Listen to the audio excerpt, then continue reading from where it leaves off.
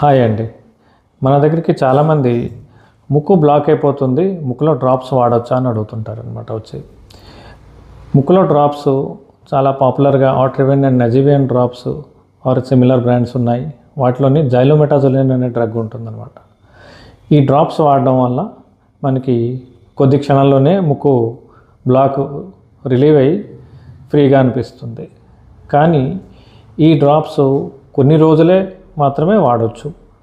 ఎక్కువ long term వాడే కొద్దీ లేక తరచూ వాడే కొద్దీ వాటికి సైడ్ ఎఫెక్ట్స్ అనేది వస్తాయన్నమాట.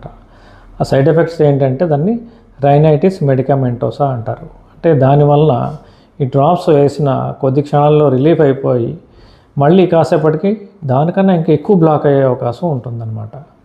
అందుకని ఇటువంటి డ్రాప్స్ ఎక్కువ రోజులు వాడకూడదన్నమాట. మన దగ్గరికి చాలామంది కొన్ని నెలల పాటు కొన్ని సంవత్సరాల పాటు వాడేస్తున్నట్టు వస్తుంటారు.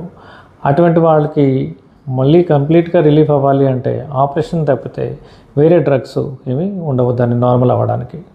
అందుకని ఇది డాక్టర్ గారు ఎన్నాళ్ళు చెప్తే అన్నాళ్ళే వాడాలి, లేకపోతే అప్పుడప్పుడు వాడాలి తప్పితే ఎక్కువ రోజులు తరచూ వాడకూడదు. Thank you.